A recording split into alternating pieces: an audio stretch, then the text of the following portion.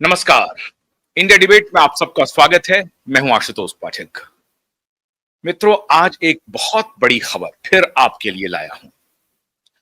वैसे तो राष्ट्रपति धनकर के ऊपर हमारा जो नेक्स्ट शो होगा उसमें देखेंगे, कुछ बड़े खुलासे मैं करने जा रहा हूं।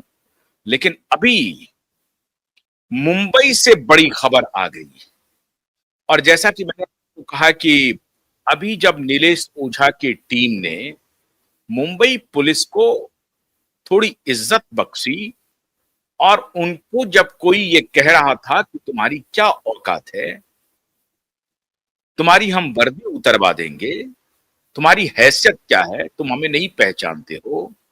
और जब ये बेइज्जती हो रही थी तो जो नेता बेइज्जत कर रहे थे उनके खिलाफ नीलेश ओझा की टीम पुलिस को मदद करने के लिए पहुंची और जो सत्य था, जो सही था, जहां पुलिस की मदद होनी चाहिए वहां उसको मदद करने के लिए नीलेश ओझा और उनकी टीम पहुंच गई। राशिद खान पठान की याचिका लग गई उनके खिलाफ, जिन नेताओं ने धमकाया था। नेता कौन है ये आपको मालूम है, शरद पवार के भतीजे भी उसमें शामिल थे, ऐसी बात आ रही है सामने। अब कौन कौन लोग उसमें शामिल थे ये अभी जांच विषय है। एनसीपी के बहुत सारे नेता शामिल हैं, ये सब जांच में पता चलेगा। लेकिन उसका नतीजा क्या हुआ? नतीजा बहुत ही सुंदर सामने आया है और इसीलिए एसएसआर वॉरियर के लिए खुश होने का समय है। जैसे जैसे समय बीतते जाएगा आप ये मान के चलिए कि आप नुकसान में नहीं रहेंगे। इसलिए न दैन्यम न पलायनम, रण छोड़ना नहीं है, रण में बने रहना है, जीत आपकी पक्की होगी। अब सबूत क्या है? जो सबूत समीर बानखेड़े के पास था उसकी पुष्टि हो गई है। समीर बानखेड़े दिशा और सुशांत केस में एक ऐसी कड़ी है मित्रों, जिस कड़ी की वजह से यह पूरा पेंच फंस गया। अगर समीर बानखेड़े नहीं होते इस पूरे अभियान में तो इस मामले को मुंबई पुलिस ने, माफियाओं ने, बाप बेटे ने, इन सब ने मिलकर के इस दोनों केस को दफना दिया था और सब लोग, सीबीआई तक हाथ खड़े कर चुकी थी। सीबीआई को भी लगता था कि हमसे कुछ नहीं हो पाएगा, हम कुछ नहीं कर पाएंगे। और जैसा कि अभी एक क्लोजर रिपोर्ट आया, वो भी क्लोजर रिपोर्ट आ जाती और उसकी भी तैयारी हो रही होगी। लेकिन समीर बानखेड़े इस पूरे प्रकरण में एक हनुमान की तरह आए और उन्होंने मां सीता को बचाया और राम के भक्त बन करके, मतलब न्याय के भक्त बन करके समीर बानखेड़े इस पूरे प्रकरण में इस तरह से आए हैं जिनके इन्वेस्टिगेशन की वजह से यह पूरा का पूरा केस खुल चुका है। इस बात को आप गांठ बांध लीजिए। अगर समीर बानखेड़े नहीं होते तो यह केस यहां तक नहीं पहुंचता और यह लड़ाई हम लोगों की धरी रह जाती। समीर बानखेड़े ने क्या खुलासा किया था मित्रों? खुलासा था सचिन बाजे के बारे में। अब ये जो रिपोर्ट उनकी है 3000 पेज की और जो अलग अलग रिपोर्ट है उसमें इस बात का जिक्र उन्होंने किया है नहीं किया है ये तो अभी सामने आएगा। लेकिन पावर गैलरी में हर जगह कुछ खास लोगों के पास जो खबरें आई, वो खबर ये आई कि सचिन बाजे का अपॉइंटमेंट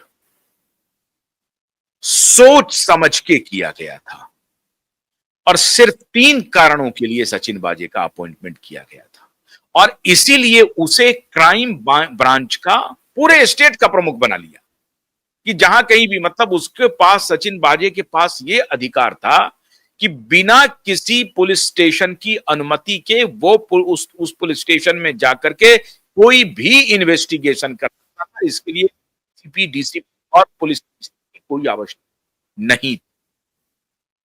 ये पावर एंजॉय कर रहा था सचिन बाजी और इसलिए सचिन बाजी के प्रति दोनों बाबू की अथाह थी और अथाह प्रेम था और इसीलिए सचिन बाजी को पॉइंट करने के लिए जब फडणवीस मुख्यमंत्री थे तब भी इसने गुहार लगाई थी।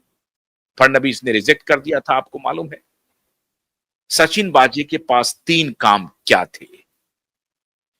पहला काम था मुंबई में बार बालाओं के डांस को फिर से पुनर्स्थापित करना। आपको याद होगा कि बार में जो डांस वांस था उस पर प्रतिबंध लग गया था मुंबई में। चोरी छिपे आज भी वहां पर बार बालाएं डांस कर रही हैं, अलग अलग बार में, अलग अलग रेस्टोरेंट में। नाम कुछ अलग हो जाता है। और पिछले दिनों आपको याद होगा बांद्रा से तहखाने से, मतलब अंडरग्राउंड जो बार चल रहे थे उसमें से कई लड़कियों को, हाई प्रोफाइल लड़कियां थी, उनकी गिरफ्तारी हुई थी। छापा मारा गया था। गिरफ्तारी कोई ऐसी नहीं हो जाती। होता यह है कि जब ये तकरार पुलिस और बार मालिकों के बीच में हो जाती है, हफ्ता नहीं मिल पाता है, तो ये लोग फिर अपने उस एक्सटेंट पर चले जाते हैं जहां बार मालिकों को डराते हैं, या लड़कियों के साथ जो इन लोगों का रिश्ता रहता है उसमें कोई गड़बड़ी हो जाती है, कहीं चूक हो जाती है, तो वहां फिर इनकी नाराजगी आती है और तब पुलिस वाले इनके ऊपर अटैक कर देते हैं और कहते हैं कि ये सेक्स रैकेट चल रहा था, बार बालाओं का डांस चल रहा था और इसके लिए इनके पास अनुमति नहीं थी और पुलिस ने पकड़ा, पुलिस ने गिरफ्तार कर दिया और पुलिस बाबाही उसे लूटती है। जबकि सच्चाई मित्रों ये है कि पुलिस के नाक के नीचे, पुलिस के अनुमति से ही इस तरह के धंधे मुंबई में चल रहे हैं और आज से नहीं चल रहे हैं, हाजी मस्तान के जमाने से चल रहे हैं।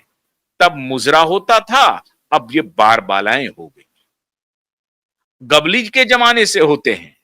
ये एक ऐसा महकमा था जिसमें नेता इन्वॉल्व थे, बड़े पुलिस वाले इन्वॉल्व थे, बिजनेसमैन इन्वॉल्व थे और बॉलीवुड का फिल्मिस्तान इन्वॉल्व था, बॉलीवुड इन्वॉल्व था।